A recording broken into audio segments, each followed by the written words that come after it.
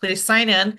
It does help with how we're funded and in that we're having meetings, that we're helping the community. It's part of being a chapter. As Jessica mentioned a couple minutes before the recording started, if you notice up in the upper left-hand corner, we won Chapter of the Year last year, which was pretty great.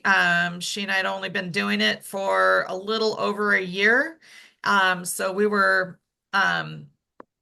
thrilled, excited, astonished, and just so proud. And part of it is because of the membership that we have, the attendees that we have, and the signing in. So thank you.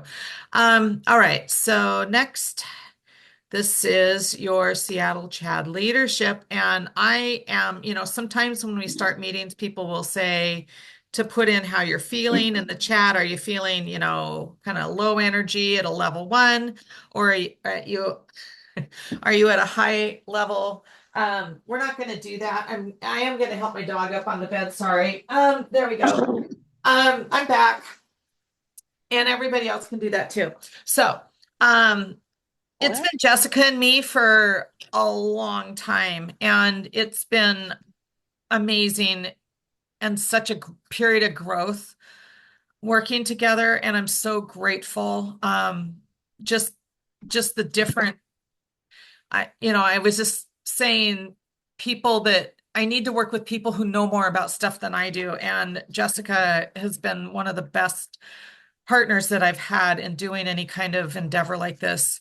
But it's been long and it's been a lot. And just over the last several months, we've gained some new leaders. So Denisa is our in-person events and will start leading the Immigrants ADHD Experience Group starting, I think in January, I can't remember. And we'll each get a chance to introduce ourselves because we're also on the panel tonight. So I'm not going to spend a lot of time here. I've already said, and I can't gush enough about Jessica. I, I'm Beth. I'm the co-founder. I spend a lot of time trying to not talk so much. And then we have Evan M. Moniz. She is our brand new leader for the Adults with ADHD Support Group. And then we have Evan N. Yes, we have two Evans with letters alphabetically next to each other. It's not hard. Evan N. is our technology leader and he is making it so that if anybody wants to see a recording, we have a recording now, oftentimes within a week of the meeting. Oh. And he, without as much as my turning my hand over, created a Discord server for our community. Been trying to do this for 2 years. Evan did it, I don't know, seemed like it was in 3 minutes. Probably took him longer. So I'm just so overwhelmed and grateful for this team. Okay, so I wanted to send out some news. I didn't get the newsletter out in time. It'll go out next week. But some of the new stuff is that it is ADHD Awareness Month every October. And fun fact, one of the Washington state senators helped start ADHD awareness many years back. I don't have all the details. Maria Cantwell, I think it was 2007. I don't think it was 1997, one of the 7 years. And so my goal for each of you, and you can pick a different goal, but what I would love is if each of you could pick a topic that you wish others knew about ADHD. Ask ChatGPT to suggest some answers that are easy to share, or just start a conversation. And make sure that you have something kind of in your back pocket and ready to go that you're comfortable with to say, yep, I know I don't look like I have ADHD, but there's so much about it that isn't always visible. Something that makes you feel safe when inevitably somebody will tell you that it doesn't look like you do. The 3 new leaders, thank you. The Discord community update, and all the early adopters. I think we've got 10 or so people in there so far. Evan's going to, oh, he's already done it. He's put the Discord invite in there. If you're already on Discord, the invite's in the chat. The ADHD conference update, we have 11 people going from Seattle CHADD. I think that's up 9 people from last year, right? Yep. And then if you have any questions, you can ask Jessica, Evan Moniz, or me about it. We've been multiple times. And then the new support groups, adults over 55 starting in January, guys with ADHD starting in January, and the immigrants ADHD experience could be starting this month. Denise and I will get together and decide if that works out. Okay, next slide. I'm going to buzz right through this, but check out chadd.org for your national membership. There's no membership here for Seattle CHADD. We are run by donations here to help pay for Zoom and Meetup and all the different little subscriptions. But the membership for the national ones is fairly inexpensive, and the discounts that you get on the training and the registrations often pay for it. Okay. Push the button. Push the button. I'm trying to push the button. It's not advancing. Oh, there we go.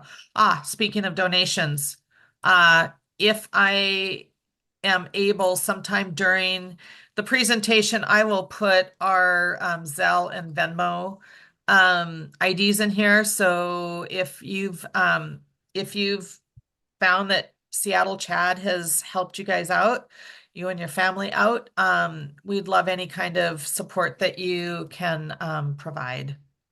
And just a disclaimer that CHADD and our speakers, we're all here to share what we've learned from our own experiences with ADHD.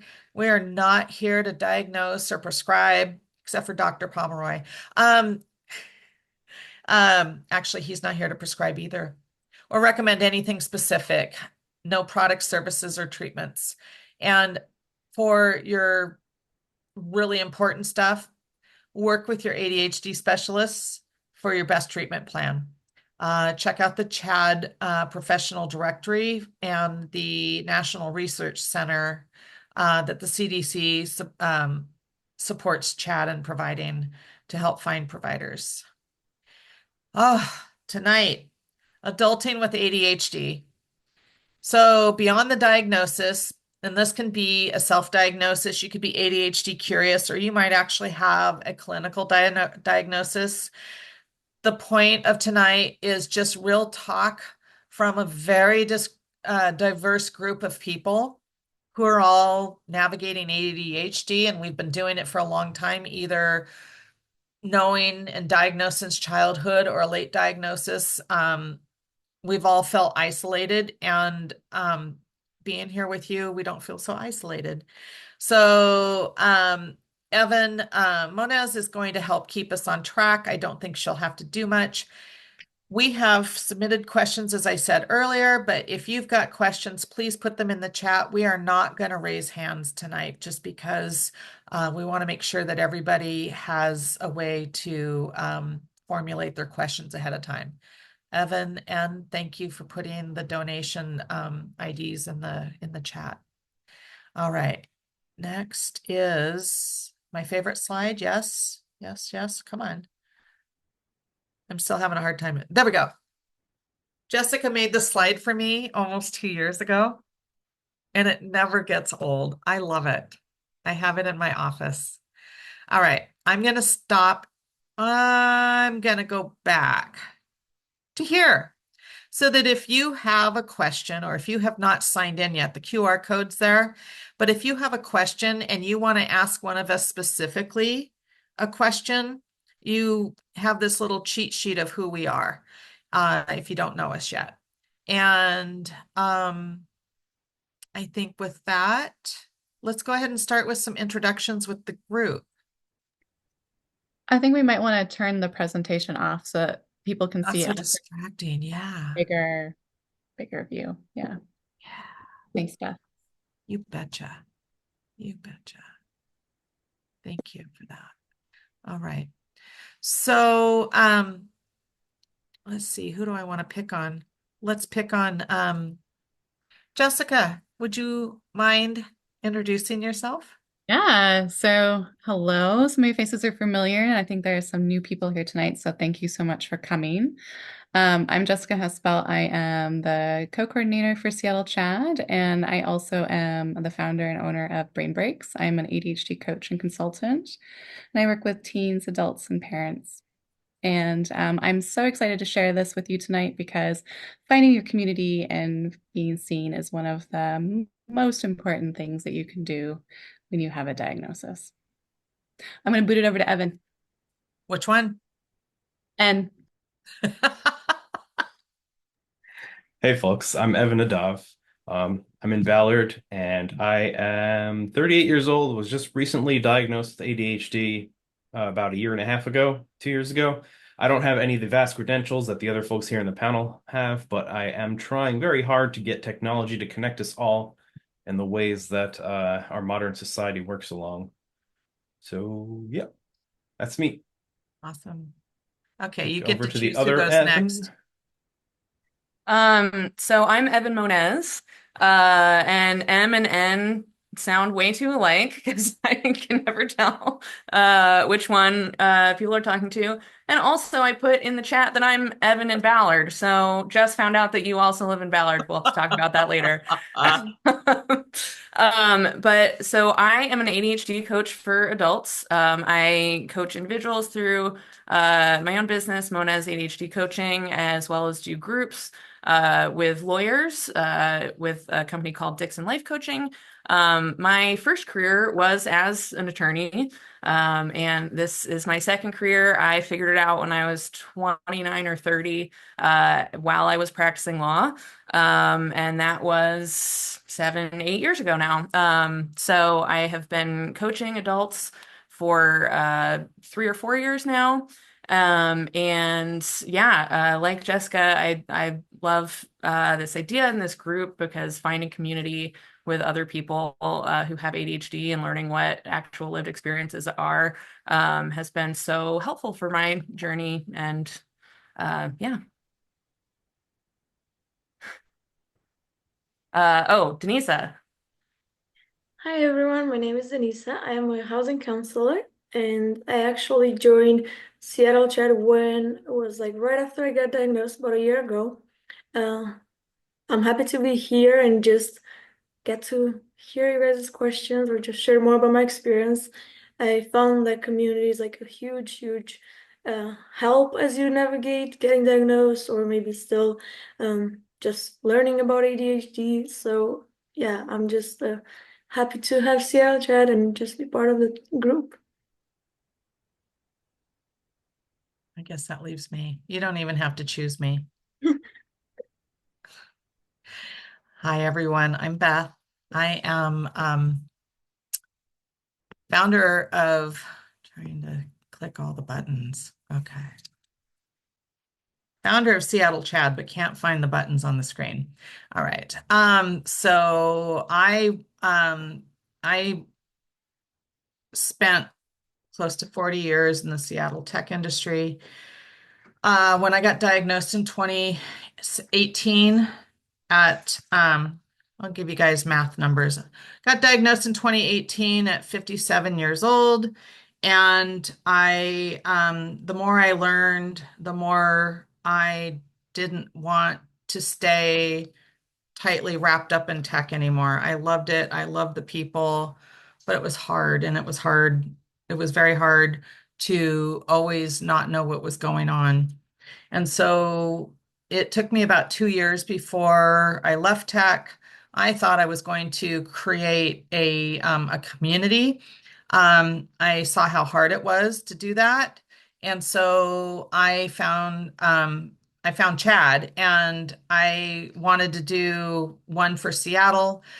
Um, and it turned out that, it ended up being more support for me doing this and working with people. It accelerated my learning about ADHD so much more than I ever imagined. So, um, that's why I'm here, and that's why I do this. I love it. In addition to founding Seattle CHADD, I'm the co-chair for the CHADD Chapter Advisory Board. I'm on the King County Board for Developmental Disabilities, and also a advocate and consultant for uh, neurodiversity, bethbardine.com. So,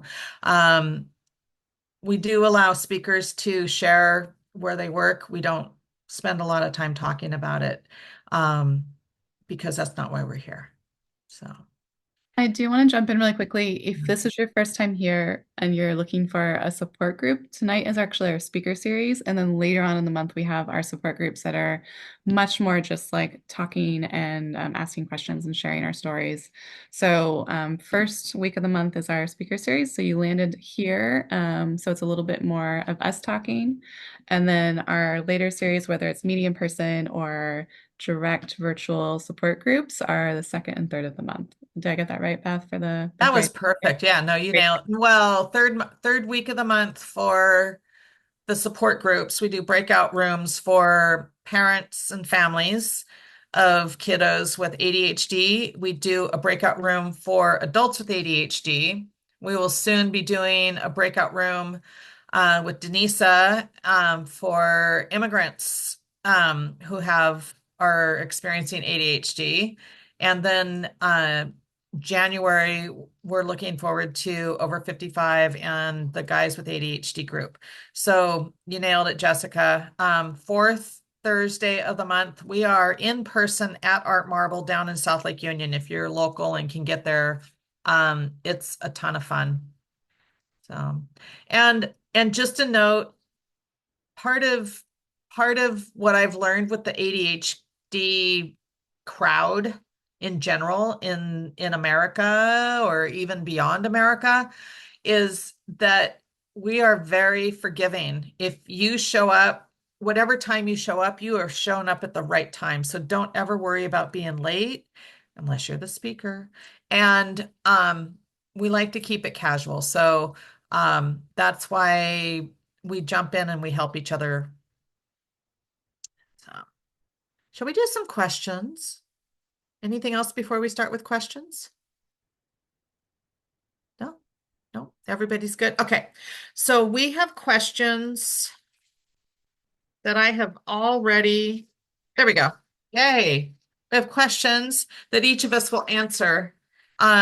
So I like this one. And we're going to start with Denisa. We're just going to randomly, and when you're done answering the question, Denisa, you pick the next person on the panel, okay? So what's something about ADHD that you wish more people knew? Oh, that's a great question. I think something that I wish people knew is that not like ADHD doesn't just mean being hyperactive and jumping off everywhere, which I think it's a common thing to believe, and I think for a long time that was my idea of what it looks like. And something else too, I would say for people that think it's just a issue with attention or focus. I think it's really encompassing so much more than that, and it's a lot more related to regulation of like attention, behavior, emotions, versus just you have trouble focusing. So I think that's something that comes to mind for me. Jessica, you want to go next and add anything or? Yeah. So Beth, the question was, what is something I wish people knew about ADHD? Yeah. I'm gonna keep going with my like women's health perspective here that we started in our earlier chat. So I went to a great talk last year at the ADHD conference and in Baltimore, and just learned that as we get older, and no surprise, especially this is for women, as your estrogen levels go down, your ADHD regulation also goes down. So we become more dysregulated and more readily. And actually, a lot of women experience something like that where their anxiety goes up. They feel like it's hard to remember things. And we all just kind of chalk it up to, well, that's what happens when you get older. But there's actually a very distinct link between your estrogen levels and your ADHD regulation. So making sure that you talk to your doctor and get that checked out if you are in that group where you're looking at perimenopause or menopause, and just living your life a little bit better if you are managing that proactively so that you don't have to have worse ADHD symptoms as we get older. So that is my PSA for everyone who's female in the room. um, I'm gonna pass it to Evan M. Thank you. Yeah, I'm glad you did because while I have my own thing I want to talk about, the hormone connection, with menopause and before that with, how female hormonal cycles impact ADHD and medication effectiveness is a thing that would be great for everyone to know and not be shocked by, later in life. But the thing I wanted to share is that I wish more people realize that ADHD is not just, a thing that is separate from who we are, that is just our challenges. It really is, a normal way on the scale of human variation for brains to be, and it includes things that are our strengths. So many of us are creative and good at critical thinking and thinking outside the box and making connections other people don't because they're not experts in 10,000 different things that we went on Wikipedia rabbit holes about. And to that end, there's an article I love to share with people who are just learning about their ADHD, about how Leonardo da Vinci definitely had ADHD. Now, they don't say it quite as strongly because it's a peer-reviewed article, but I am extremely convinced by it. And so, yeah, I think recognizing that we're all, just Leonardo da Vinci, struggling to get by in a world that isn't built for our brains, like he was. Yeah, something I wish people knew about ADHD. And Evan N. Thanks, Evan. Evan here. What I wish other folks knew about ADHD, man. I've been cramming my brain full of knowledge over the past couple of years, so I'm kind of brimming over with these kind of thoughts. I wish that people would understand that it's kind of an umbrella term. Like there is I guess, a stigma or a stereotype or a preconceived notion. I think the most common ADHD image is like the hyperactive boy. And ADHD manifests in so many different ways for so many different people. And like I have this worksheet here that was kind of going over like the different ways, like response inhibitions, your working memory, how you plan or prioritize things or manage your time, stress tolerance, emotionality. There's so many different ways that it can manifest. And the reaction may be someone, if you tell them that like I have ADHD, they're like, what? But you don't look like XYZ, or you don't behave like, okay, so you don't fit exactly into the mold, but you're still defined by some level of impairment in your life. We all have a lot of those symptoms that we struggle with, and especially, I guess, in today's times with technology kind of changing the way our brains are working, like everyone exhibits those, but not everyone has the level of impairment really for like a clinical diagnosis. So yeah. Who are you Beth, gonna anything? choose? I'm Beth Evan. That's my name, Beth Evan.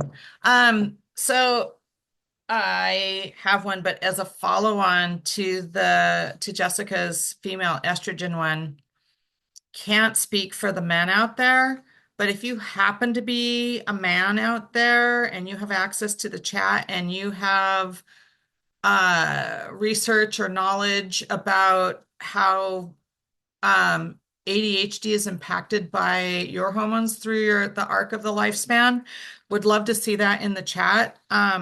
Because from what I've heard, it affects both. It's just that I think it's not often talked about, which is kind of odd coming from a woman who has spent her life where it's not often talked about. Did I say? Yeah. So anyway, the thing that, gosh, there's like everybody said, there are so many things I wish everybody knew, but I think the thing that I lead with neurotypicals when I'm talking to them, the muggles, um, is that it is opposite day for us. And it took me a while to understand this. I've been like living down the rabbit hole for 7 years. And it took me a long time to realize that stimulants calm us down. They don't jack us up. We have a hard time remembering to take our meds. Or did we take all of them? Or what time did we take them? Or is it working? Or did I get a generic? Nobody who is addicted to amphetamines or the other stimulants is ever going to forget to take their meds. It's not even their meds. We don't feel better when we take more. It's opposite. It's not that we can't use planners. We can't use planners that are made for neurotypical people. It's not that there's so many things. It's not that we can't, or it's just that the way that things work for neurotypicals have almost an opposite effect for us. And so I think that was the hardest thing for me to understand, especially with the stimulants. And they don't work for everyone, but they work for a lot of people. The research is there. Happy to share it. But if you go to Google Scholar and look, you'll find it. And it's just, I think, learning that what our experience is on the inside, nobody can see, including the researchers that named it all. They named it, and they named it according to what their life experience is. So I think to be able to find providers who have ADHD is a very special thing because they actually get it that we're not like everybody else. And it's kind of, once we get there, it's very freeing, and nobody wants to go back to not knowing. All right, I'm in charge of questions. Um,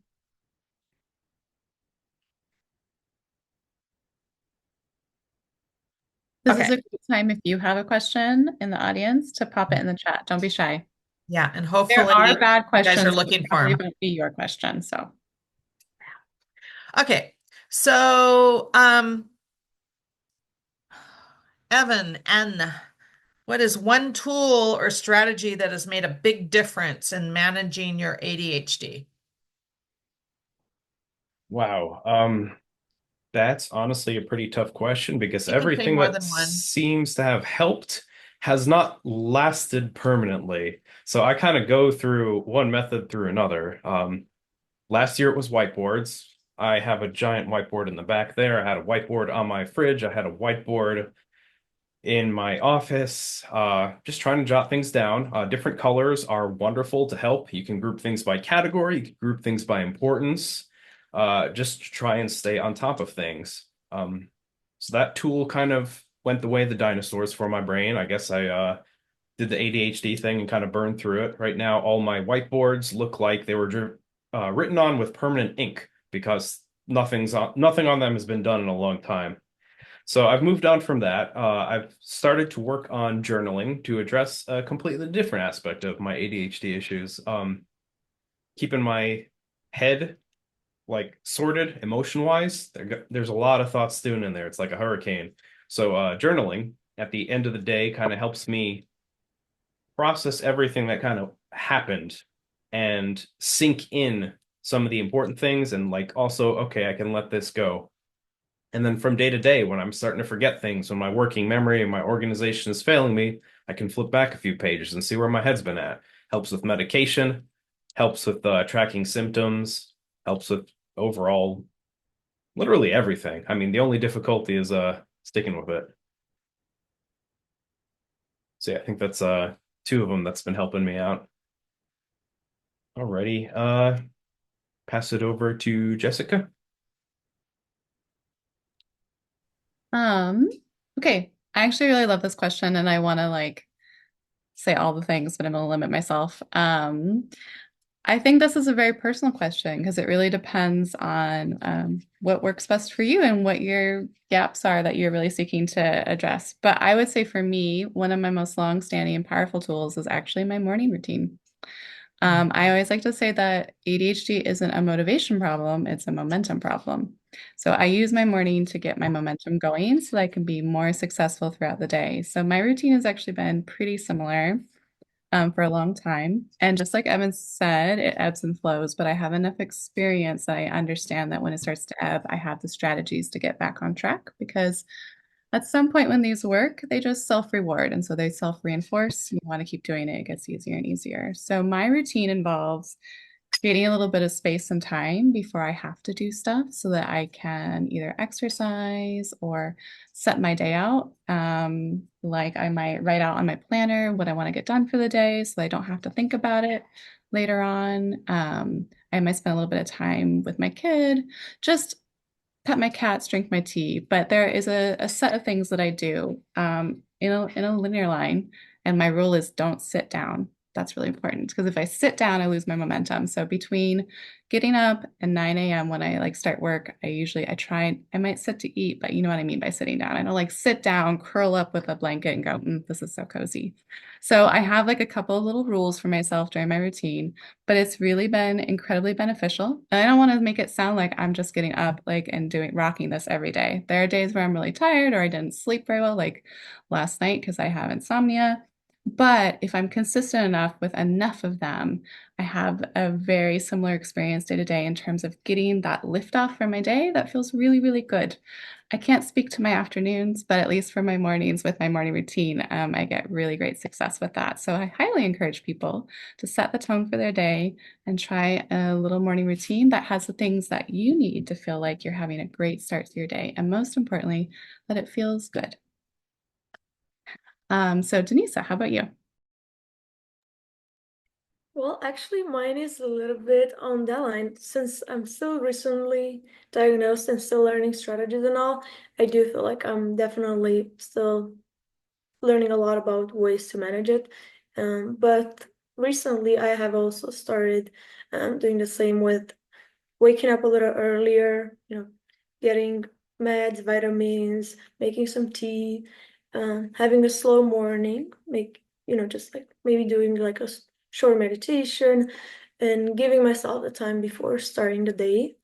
I found that I usually get very stressed when I just jump right in. So it's pretty much similar to that. I'm learning to do a little more on the routines and learn like seeing the benefit of that, just helping me throughout the day. So that's it for me. Let's see, anyone else? Evan M. Yeah. So I also am gonna have to limit myself because I want to say 1,000 different things right now. Um, and I might say a few, but I'm gonna try to say them quickly. So I would say the top things are um, maybe not so much strategies as like mindset and philosophy. I think the most helpful thing for me with ADHD is self-compassion, something that I am not always great at. Um, Second nature when it comes to other people and really hard for myself, but and sort of lens of experimentation, like giving myself permission to try different things. Never telling myself that the thing that seems like it might make sense is stupid. Something I hear a lot from people like, oh, this thing sounds stupid, but it's working for me. It's not stupid if it's working for you. And yeah, And then on the practical side, I would say my top two things that consistently work for me are a part of my morning routine, which is taking my meds at the first alarm, which is actually my dog's internal alarm that says it's time for breakfast. I get up, I take my meds, I go back to sleep, and then that helps me, like, my brain get going and wake up as part of my more extended several alarm system for waking up. And calendars, which sort of goes into that experimentation thing for me, is I put everything in my Google Calendar immediately, and I have an Apple Watch that doesn't have a ton of notifications on it, but does tell me 20 minutes before any appointment that I have. And I was just thinking of a client who found that, he was feeling sort of um, like socially anxious about stopping whatever was happening in a conversation to pull out his phone right then and there and put whatever event that just came up into it. And once he was able to be like, no, it's normal for me to need to do this, and I'm just going to advocate for myself and be like, hey, I'm going to do this right now, put it in my calendar so that I don't forget. And people do understand that, and then everything goes in your calendar and you don't forget because you don't have to remember. Your calendar's doing it for you. So yeah, that's my philosophical and practical uh, favorite things for ADHD. Beth, you're muted. That's one of the best tools I've learned is to mute myself. Every single one of you had something that I use. And I'm like, yeah. So everything you're hearing, add it to the list, because I find that when you try something, might not be quite it. What I have found is that I have had to stop searching and start noticing. The searching just kind of like squirts dopamine. The noticing actually gets us to what we need, not what everybody else does. So I think my overall category, my overall challenge is out of sight, out of mind. If it goes into a file folder, it doesn't exist. If it drives down the street, it doesn't exist. If it goes down below the fold, it doesn't exist. So my file boxes are all mesh, and my file folders are all transparent colors, not necessarily color coded. I keep trying. The large format that Evan N was talking about, I had whiteboards in every single room, but you know what? It wasn't really where I needed them to be, and the pens wouldn't always need to be there. And so now I have my silver bullet is dry erase markers everywhere, and pens and sticky notes everywhere. Because the minute I can never find my notebook when I need it, I can never find my to-do list when I need it. But you know what? The bathroom mirror, great place for dry erase, and anybody that's been to my house, they've seen it. So for me, the next thing I had to learn was harvesting that data. And like I harvested stuff off my bathroom mirror today that I wrote on Sunday, and I'm like, wow, that's deep. Right? But I would have forgotten it completely. And even if I can't read my writing, it gets me closer. So I write on windows, everything, wherever I am, I grab a pen and I write. Because if it's in my sight, I will remember. My grocery list is the empty container on my desk. I can't just try to remember that I'm out of something. It doesn't work to have it in the app. It doesn't work to have it anywhere that's going to get put away or left in the car. It has to be many, many places. And when I'm ready to gather it up and make my list, I go around and I gather it up. And if I'm walking the dogs, then I'm putting it in my phone and I'm emailing it to myself. But it does no good to take a picture, if I'm never going to look at it again. And so the thing I'm working on now is the harvesting of the physical data and I guess it's electronic data. It's hard to think of email as electronic, but it is. So I can't do out of sight, out of mind. Doesn't work. I finally have accepted it. When you guys leave tonight, you're all gone. All right, next question. Oh, Is Beth, there- really quickly, Yeah, go for it. The questions are in front of me, so they still exist. so I just wanted to piggyback off something that Beth said, which was just about memory. So what I like to explain to people is that my memory isn't going to magically improve. There really isn't much in terms of what I can do aside from like memory palaces and things like that. So I accept and acknowledge that my memory is like it's not quite everything is out of sight, every mind out of mind, but it definitely is like if I've left the room, it whatever I thought I was doing might be still in that room. So it's no longer part of me trying to When I go, was little, my oh, mom used to say, go back to where you were when you thought of it. yeah. So like Beth's idea of having a centralized way of kind of it's called a parking lot is what I would call it. A place to like have all this stuff land so that you can figure out what you want to do with it and when is really powerful. And just like Evan said, I have a digital version of that on my phone, whether it's for groceries or for different notes. I just use Google Keep and I'm like, hold on a second, I'm going to take my phone out. I literally just tell the other person, I'm going to take a note because I'll forget. And they're like, great. And then right by my desk, you can't see, I have two planners because I also am going to write down on my sticky notes and stuff things that I want to do.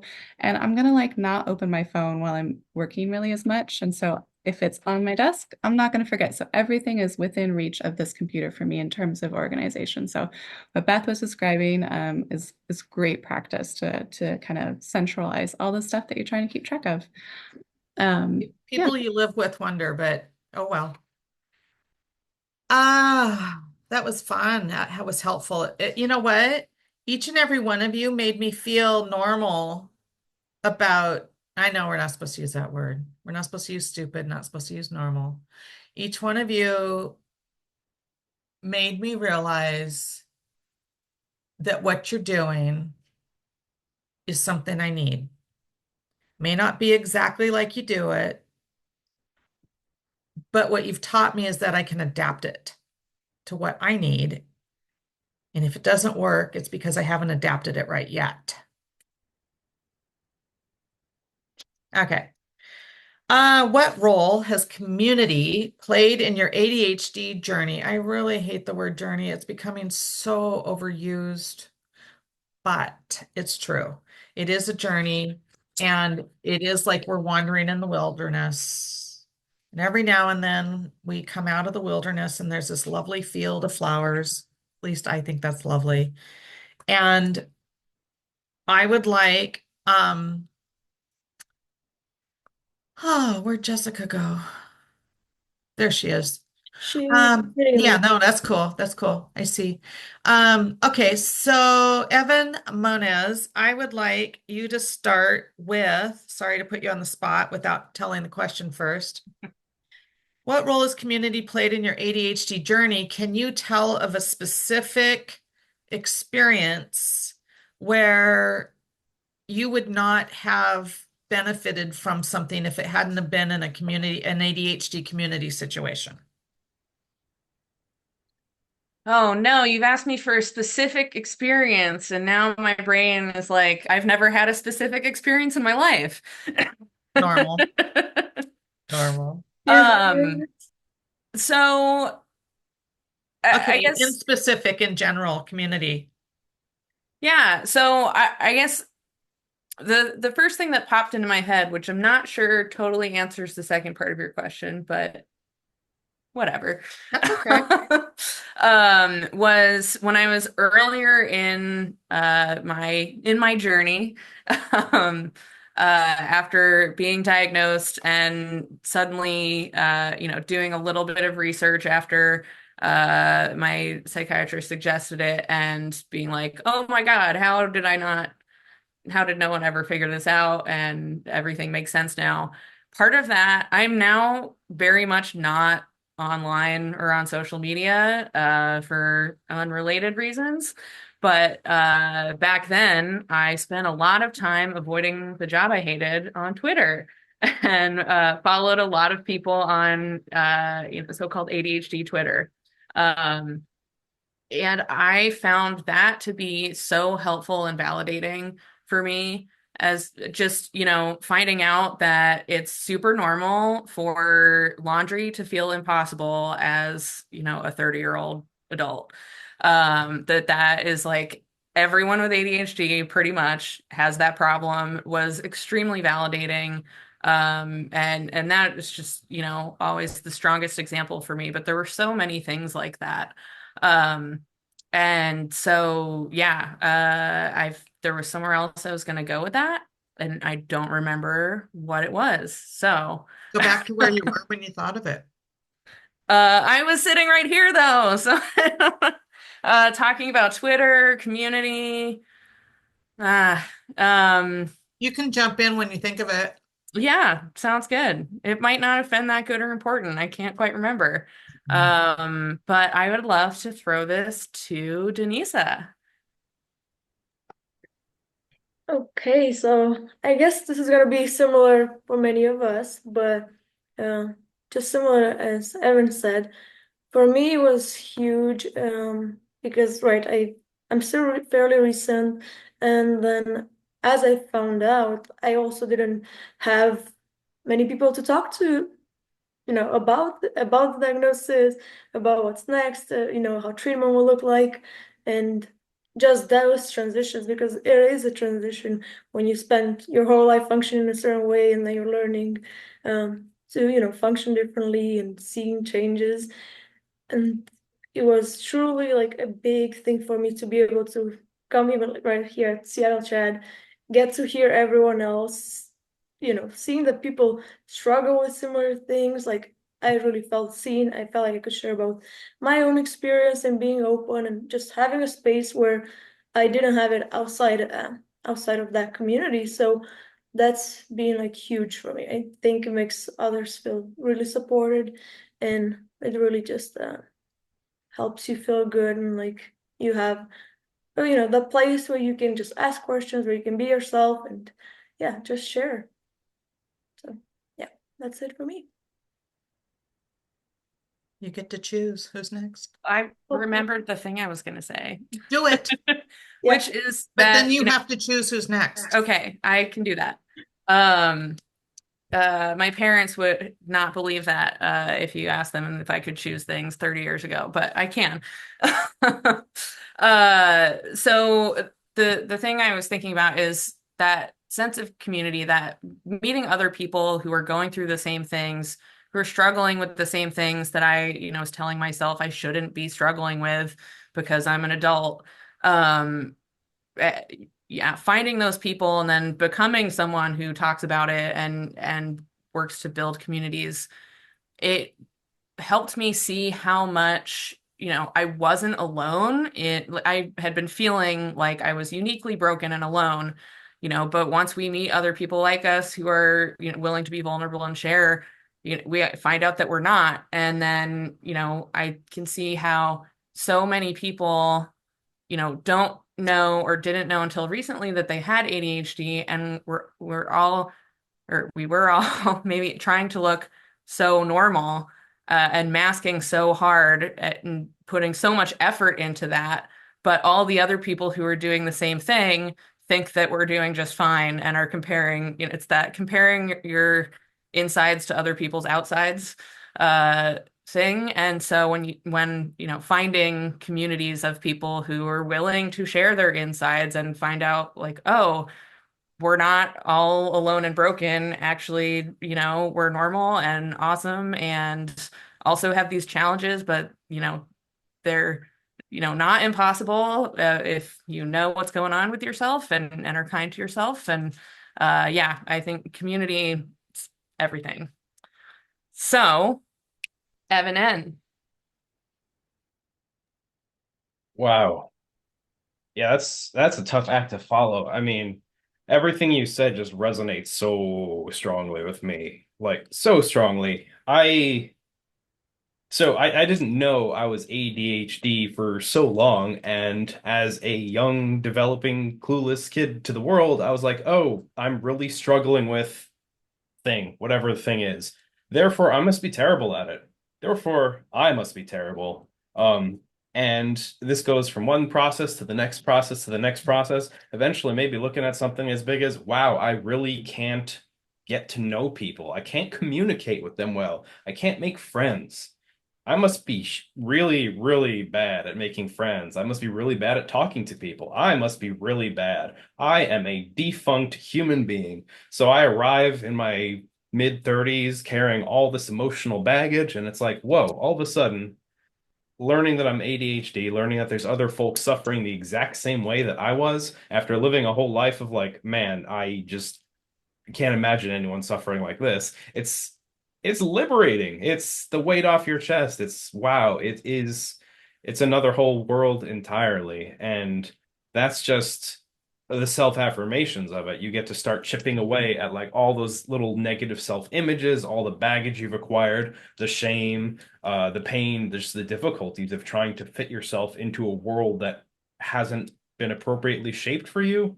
I don't know if that sounds proper, but it's like, I don't know, like the square peg in the round hole kind of thing. It's like you don't fit, but if you hammer it hard enough, you can get it through there with only a few traumas added onto your life. So anyway, community has been a source of healing, a source of education, a source of finding strategies, coping mechanisms, a path forward through life, really. And I cannot understate the value of something like that. And I guess to toss out a specific example, learning that RSD exists, that it's a thing.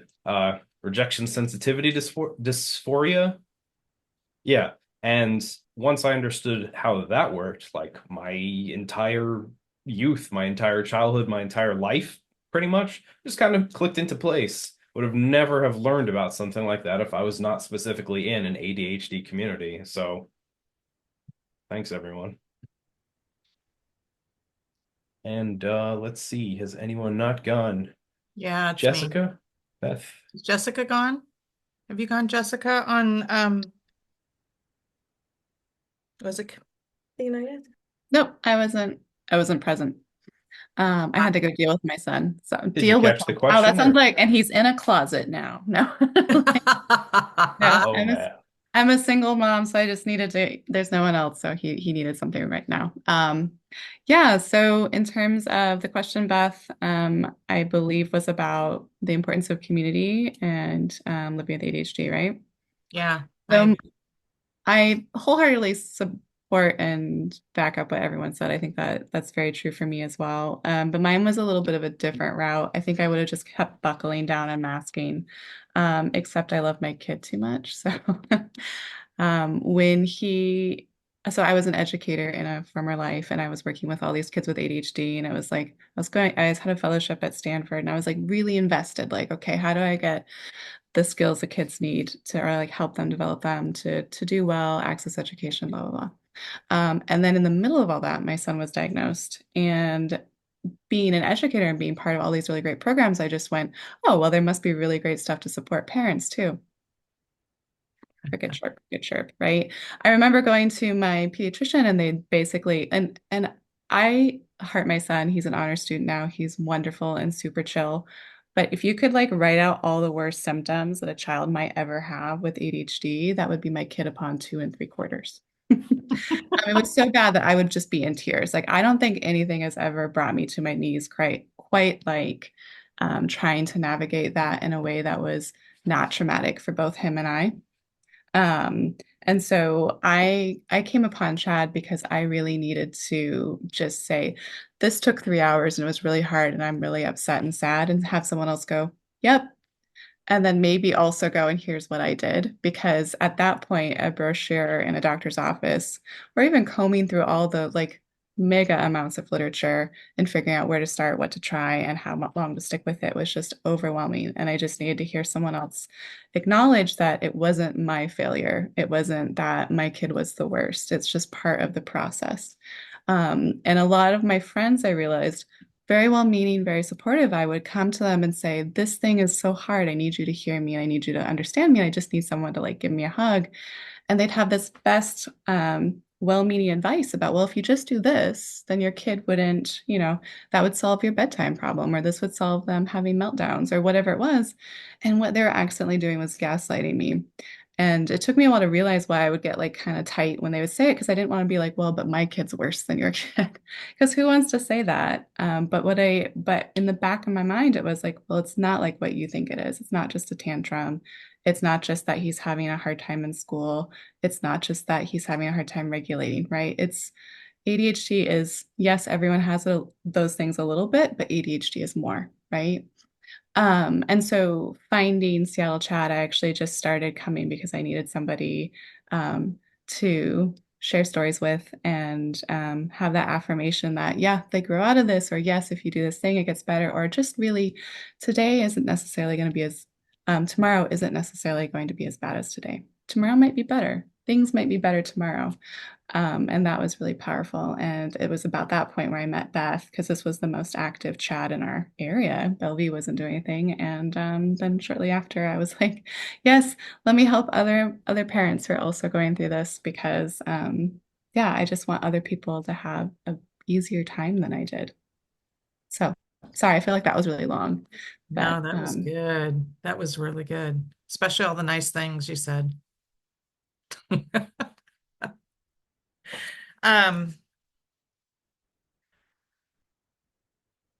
I feel like I spent a lifetime, maybe because it was a lifetime, feeling like, when in hindsight, it feels like I was a stroke victim.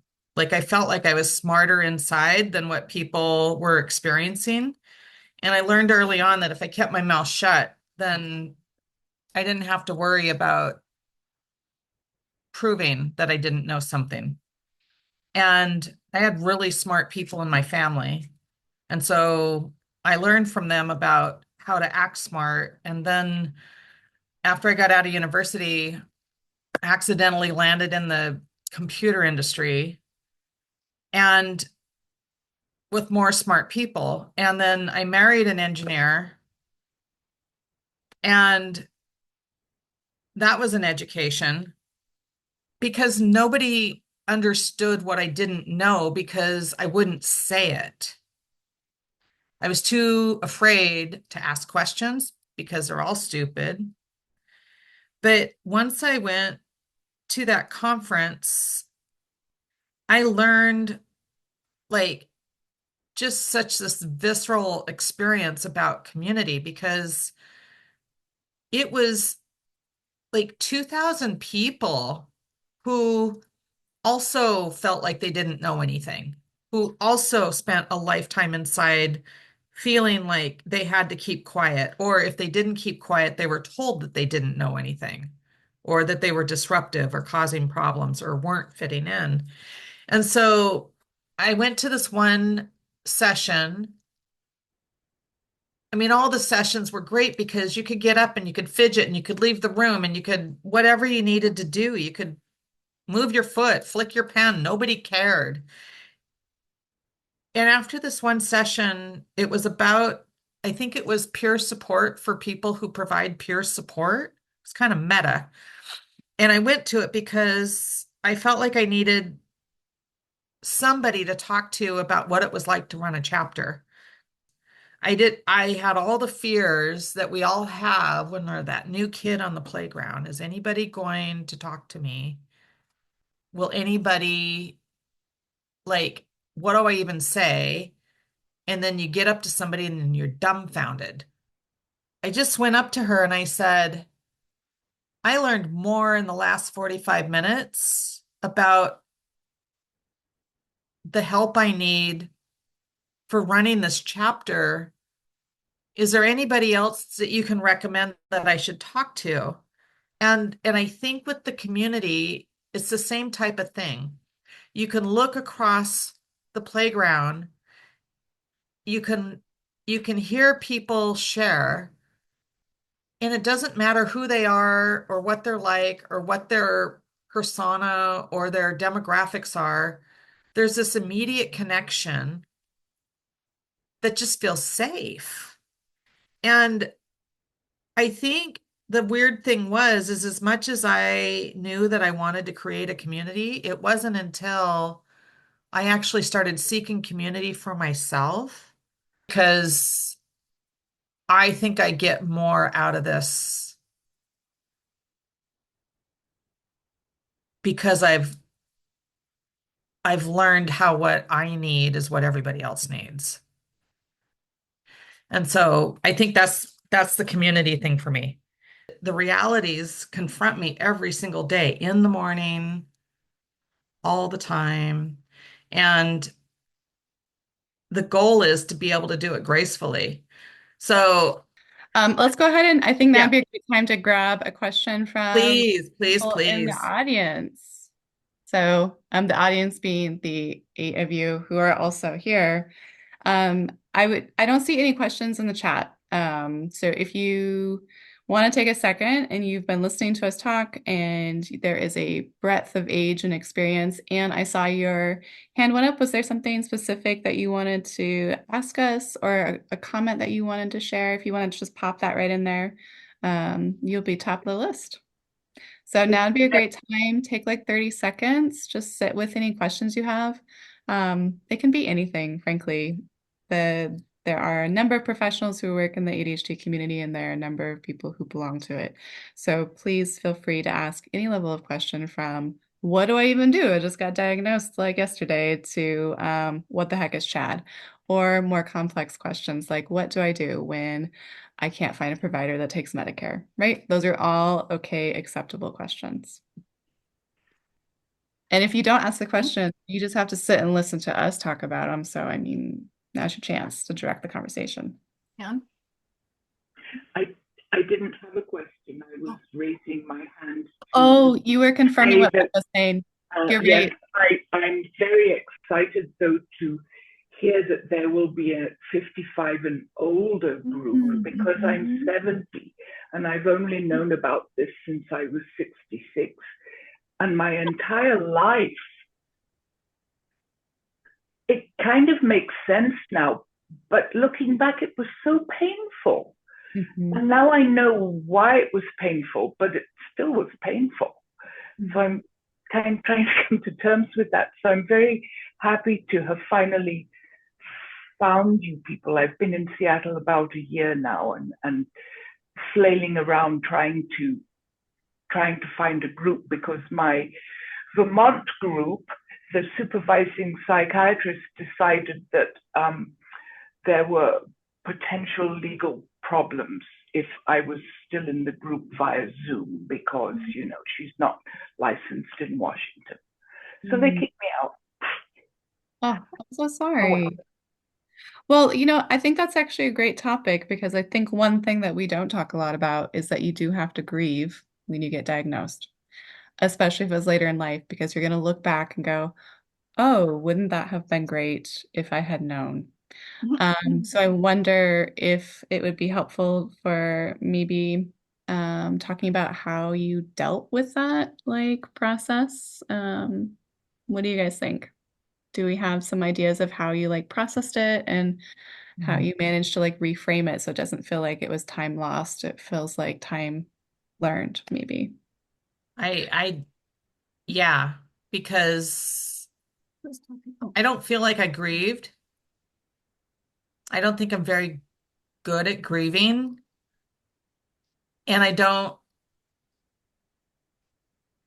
mean, I would not have wanted to be diagnosed in the 1960s.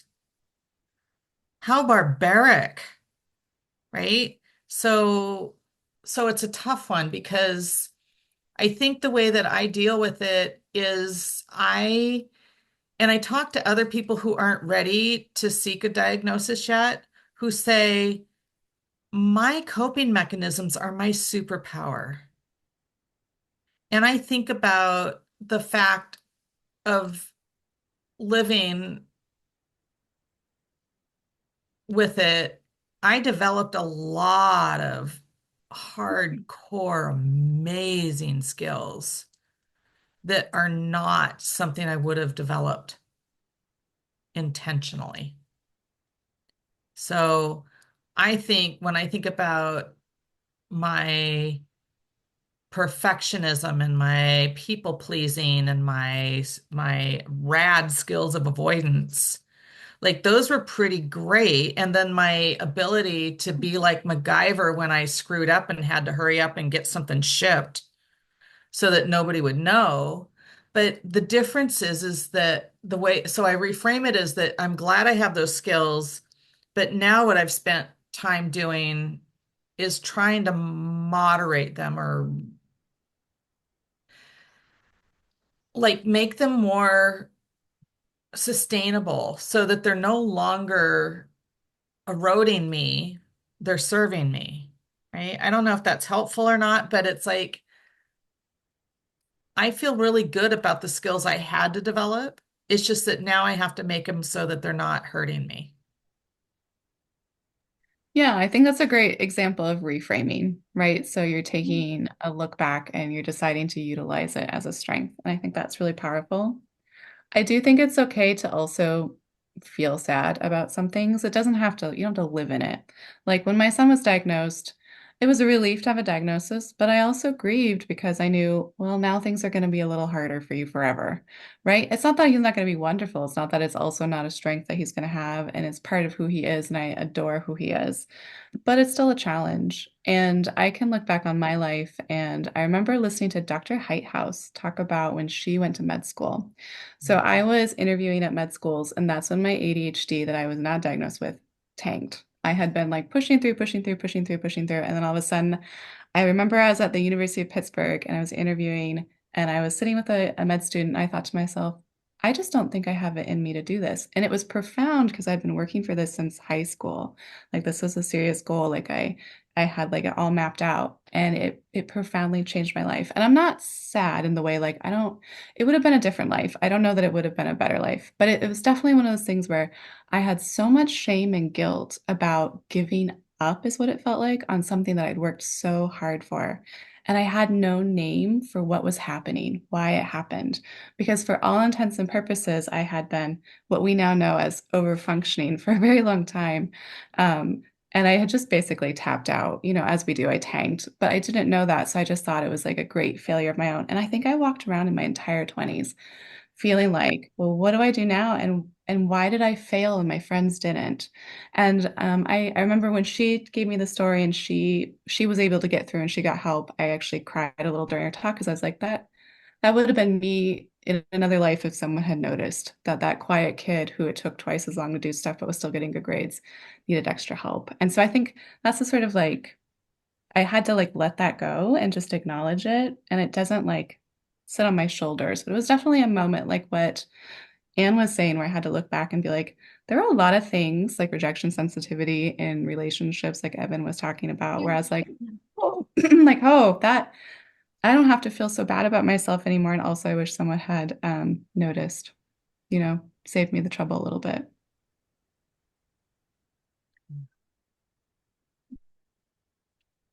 That's a good one. Yeah, I feel like I related to a lot of the things that you just said. And it was interesting to hear that perspective as a parent, the like grieving for your son and things are going to be a little bit harder. It's like being diagnosed later, it was more like grieving. Why wasn't I diagnosed sooner? Because things could have been so much easier if I had known. And I think I moved past the grief part in a lot of ways pretty quickly because, or maybe I'm just not remembering it that well because it's not right now. But I like, and the med school thing, like if I had known and had been more authentically myself, knowing myself better in that way, I don't think I would have gone to law school. And Mhm. I am still, I just got a great new therapist and I'm still working through some of the trauma of like trying to be a person that I'm not in a high pressure field because of like I'm supposed to and I'm high performing, but why can't I do it without it being so stressful and terrible? Um, But I also now it's the same thing. Like, I don't know if it would have been a better life. Maybe it would have, but I'm really happy with what I'm doing now that I don't think I could do if I hadn't had that experience, because like my whole deal now is helping other people who are going through that in a way that I don't think I would be able to as effectively if I hadn't had that pain. So yeah, the question of grief is it's a complicated one. It looks like we accidentally skipped over Sally. Sally, if you have do you have a question? Because you can pop it in the chat, or did you have like a comment that you wanted to share? Oh, I just wanted to say that I keep looking at, I'm 73, so Medicare. I believe that one of the most beneficial things that my father found when he was on San Juan Island, and as an old person, he hated old people, and he always did. He died at 86, still hated old people. They're boring. And I don't blame him. And so I don't, where that's go. Anyway, I'm here. I'm here. being I'm just old, I mean, why would you want to be just with old people? I think that's dysfunctional, honestly. It's like, I think what he did, he joined a men's group. He didn't want to join the stupid women would live longer. So there were these senior centers, and oh, just go to the senior center. There's no way in hell he was going to go to a senior center. And he had 100 acres and this wonderful property, and my mom was dead. And what do you do? That's not a good scenario. So I ended up having to live there because he wouldn't leave, and I just felt duty bound. But what I learned was he joined this wonderful group of men, and they were all of your ages, but even younger, the whole age gamut. And they didn't have any women in there at all. And there are different things you go through in life when you're 17 going on 18. Guess what? Do you really want to talk to your mom about it? No. But these are, like, my father was very open. He had an open marriage at one point. So I was like, he was, but anyway, but it was fantastic because they kept their male identity through senior years. When you go to these senior centers, you're neuter, but the old people had a very valuable position. They could speak to all these different things that had happened throughout life. And that's what I would challenge all of you to, instead of feeling sorry, saying, what can we do with this group of people? All ages, not just cordoned off. My other thing is the dyslexic group is doing a hell of a lot of really great work, and we should be involved too. And what I'd like to challenge all of you to do is to look at a couple of things. Richard Branson has joined the group, what's it called? Dyslexia. They've got a Dyslexia U now, university. Really, what he has done all of his life, I did a test, 2 tests today. I was on YouTube, and I'm more dyslexic than the guy that was doing these tests in Great Britain. So anyway, so pain, we've all gone through it. If you've got ADHD or dyslexia, you've got it, and it's serious stuff. But I think we all have this hope that we can do something better. And Richard Branson he's got both, but he's really seriously so. And but so there's money there, but they're also better at focusing on it and getting it to happen. If you look at it, I think this group could come back and kind of say, where in here would this be helpful to us? Because it's really about repositioning the work area. How do you, like Richard Branson's, their organization, they are now switching over to, it has to be good for all people involved, not just the stockholders, but everybody, the employees, the whatever, and the environment. Thank you. Okay, there we go. Yeah, thank you so much, That's what Sally. I'd No, like to say. It's just we're right positive. at 8:30. I love that perspective, though, and I think that's a great thing to explore more. We did have one last question. I think it's actually a good one to maybe wrap up with. And that was from David. And he says, of the things you know would be good to do, this is where we all cringe and look off to the side and off screen, right? Related to ADHD, to make your life smoother, which ones do you find hardest to actually do? I see everyone looking off to the side. So, which of our speakers would like to start with that? Evan N wants to talk. I have been voluntold. So I was joking around in chat, but I definitely think that is probably my most defining struggle. I got on the computer at age 8, and I don't think I ever quite left it.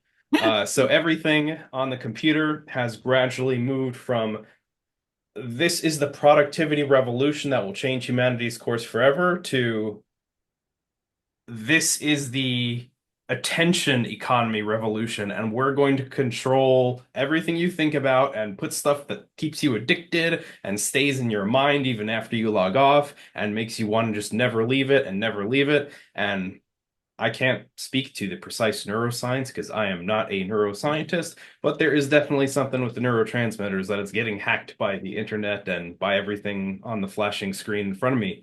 And if you ask me to do something good for my life that involves stepping away from that screen, I really struggle with that. And that has kind of encompassed all the good habits that folks have discussed, all the coping strategies, all of the things that really the coaches are trying to teach. So yeah, that's been my primary struggle. Once I get my brain off that, if I have a day where I'm just like not involved with tech, I get a lot of stuff done. I almost feel like a capable and functioning human being. How does it feel besides being capable and functioning? Do you like the feeling? It's kind of like a time warp. Like I just the days disappear, log onto the computer, start up a computer game, and oh, hey, I need to be going to bed soon. I didn't eat, I didn't do chores, I didn't finish planning out the rest of the week. I'm just starting out the next day on my back leg or Yep. you know, Yeah, at a disadvantage. 100%.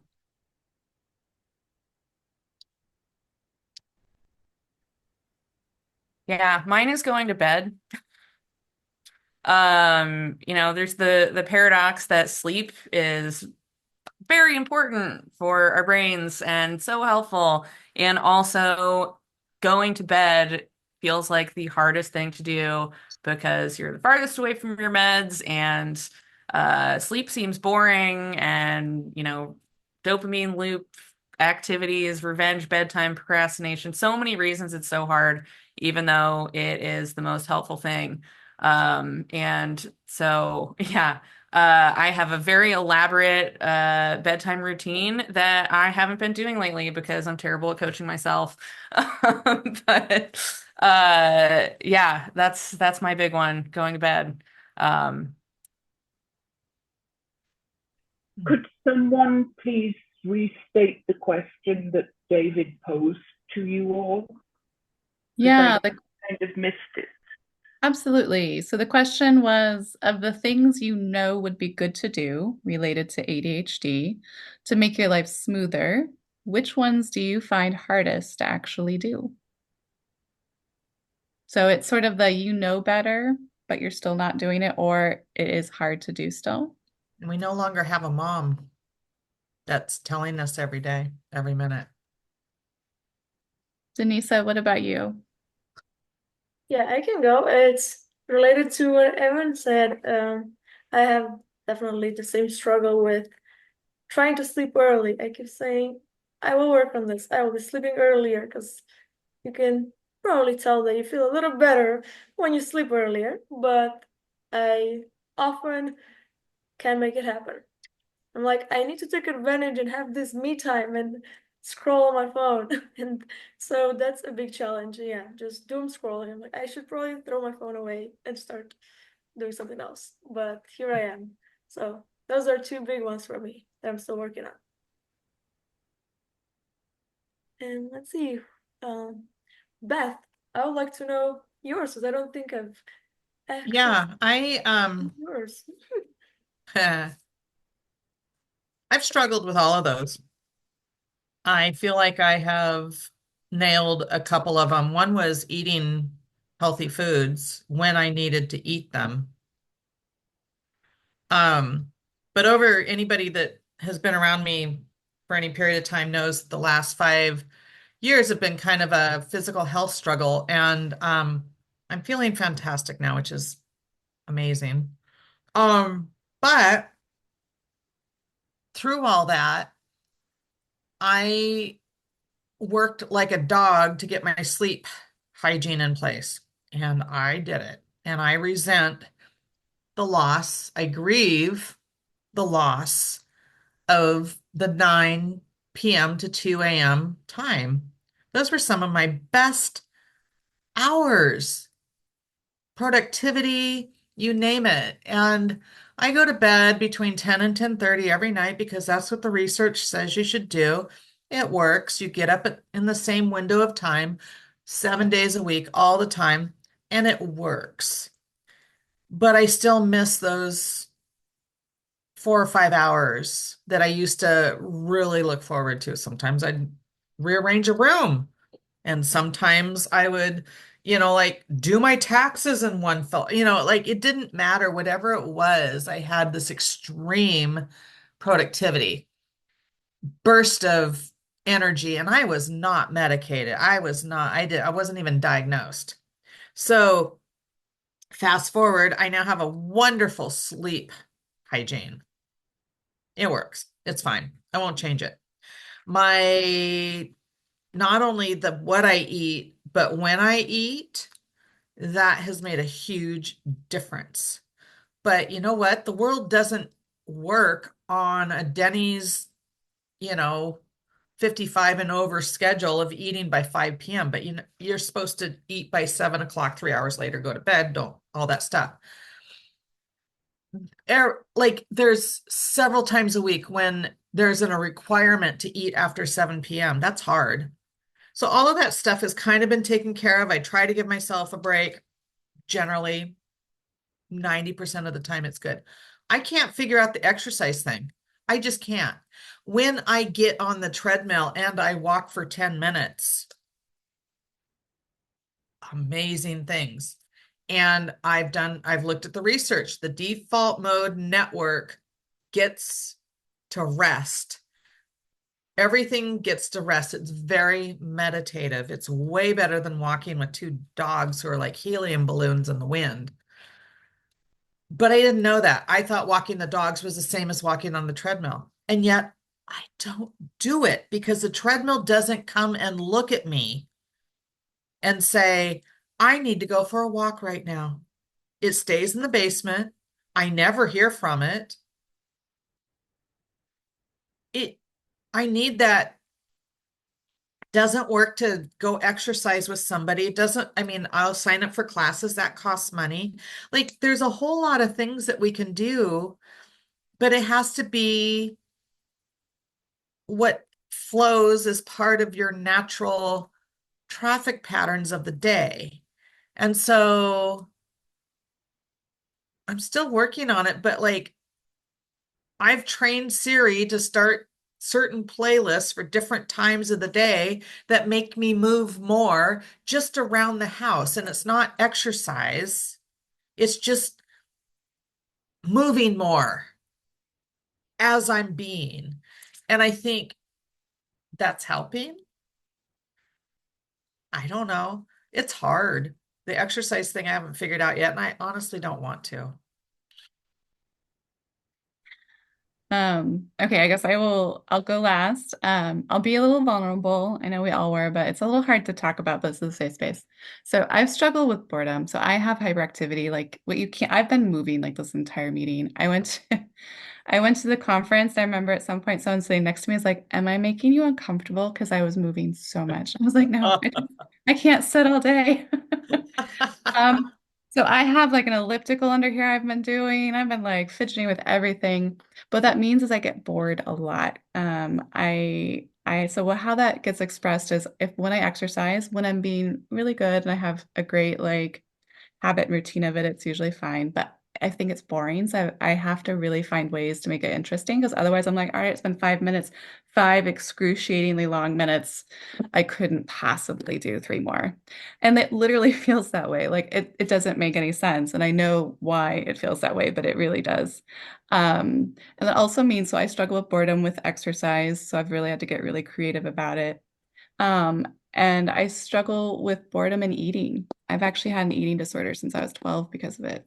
Um, and it's definitely ADHD related. And it wasn't until I was older and had my diagnosis and even much later than that realized that like, oh, it's not just normal for this behavior.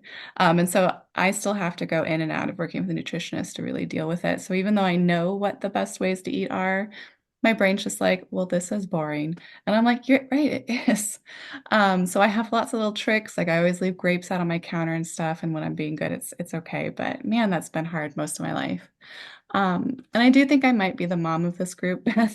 So I don't have some of the problems that you guys are talking about because I've worked really hard at it, but I also have the kid. But I get really hung up with perfectionism still too.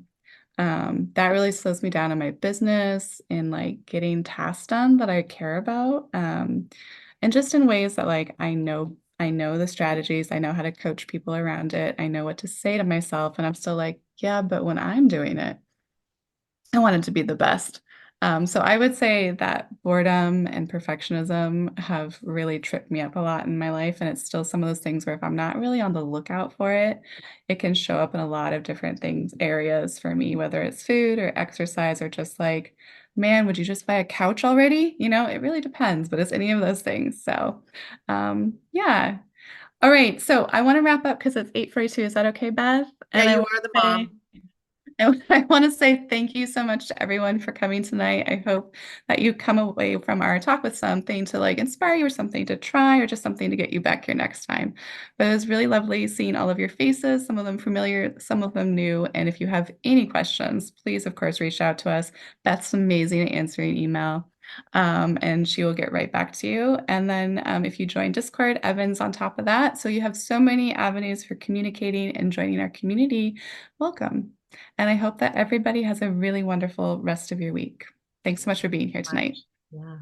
Thank you. you. Good night, everyone. Good night. Thank you. Thank you. This was great. Oh, I'm so glad. Evan, Yes. Ann, and I will get the recording up sometime before the end of the year. Thank you. Bye, everyone. Bye. Bye bye.